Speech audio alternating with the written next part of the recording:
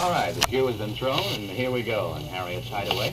Time for the winner of our Wish Upon a Star game to meet our star for this evening. And our winner is 19-year-old Terry Simon from Kew Garden Hills. She works just down the avenue, as a matter of fact, 625 Madison.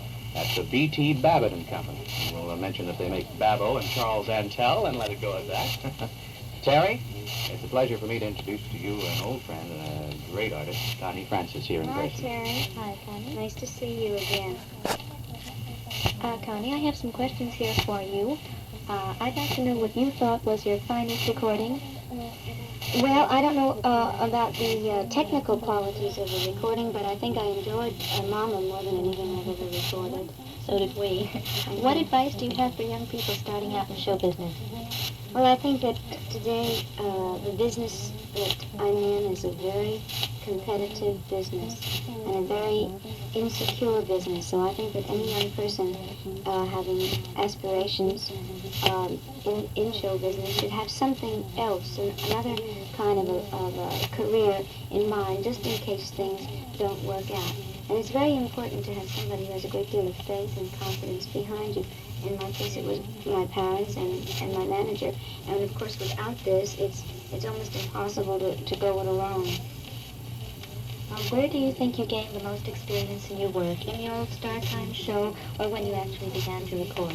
Oh, in Star Time, definitely, because this was 4 years of invaluable experience that I couldn't have bought if I'd wanted to. So that after I had a hit record, I wasn't afraid to perform or to go on television because I had this experience behind me. And would you like to appear on a Broadway show, and do you have any desire to work in dramatic presentations? In the first part of the question, I have no desire to do a Broadway show. I don't enjoy watching a Broadway show. I don't think I would enjoy performing in one because the routine, if it were a hit show, and it lasted a year or more, it would be a monotonous thing for me, and I can't do the same songs every show for 2 weeks without doing them for 1 year. And about dramatic presentations? Well, someday I would like to work up to that. I'm not ready for it yet, but eventually I would like to. And who is your favorite entertainer? Entertainer? Mm-hmm. Well, Sammy Davis Jr. and Judy Garland. And do you feel that Sammy Davis Jr. and Judy Garland influenced you in any way in your style of singing? No, because I didn't see them work until after I was pretty well established as a singer. And did you appear in any shows back in high school? In every show. And I was such a ham that any time there was a show, I made sure I was on it.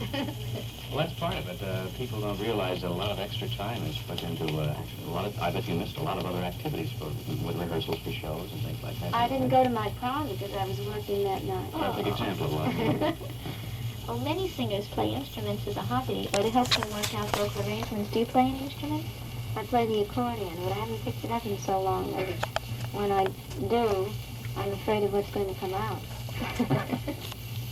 It was really funny. My father is a fanatic about the accordion. In fact, Jim, we're building a house in New Jersey, so in the kitchen there is like a pass-through of mosaic tile into the family room. And so someone said in the presence of my father, what shall we use for that pass-through design? Shall we use a fan or something beautiful and feminine? My father said, oh, I have it. Use a picture of an accordion. Everything is the accordion. Every time I'm doing a television show, he always tries to find room for that accordion on there. Of course, right about now, I don't know. I don't think it's an instrument for a girl to play anyway, so I left it in the garage. Well, before you recorded Who's Fine Now, what were you planning to do if this song hadn't become a hit? I was going to go back to college and study medicine. I'd had a scholarship to New York University, and then to pursue my career, I left school. I left college after about half a year. And when nothing happened with my career for 6 or 8 months, I became very discouraged, and I decided I wanted to do something useful with my life. So if I couldn't be a success in show business, I wanted to do the thing I liked second best, and that was to have a career in medicine. A full doctor, would you have gone on, do you think, or oh, yes. Nurse, actually? No, I wouldn't have, You would have settled for just a nurse. No, I really was very interested in medicine, and I wanted to study it if I didn't if I didn't know you in show business. Well, I'm glad you went into show business. If you had it all to do over again, would you follow the same path and do it again? Yes, I think so. I think the business has afforded me the pleasure of traveling around the world and of meeting many wonderful and interesting people, and of bringing a certain kind of satisfaction to a number of people.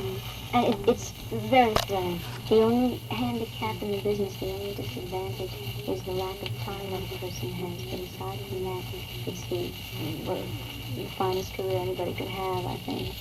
And thank you very much for your time, Connie. Thank you very much, Dad. I want to thank you very much for taking time from a very busy schedule to drop by in person, Connie. I know you're off to Europe very soon. Yes, in 2 days. I forgot you were there. You didn't say anything. I was listening. But I like to listen to your voice. Thank you. Okay. And I know George has vetoed the beard, but I wanted to get your thoughts on it. Well, to tell you the truth, I don't like beards. What do they call them? Do they call it a band? Van Dyke. Yeah, I don't like them. But on you, it looks good. Thank you. So There you go, George. it's right down the middle. Thank you very much, Connie Frances and Terry. Thank you.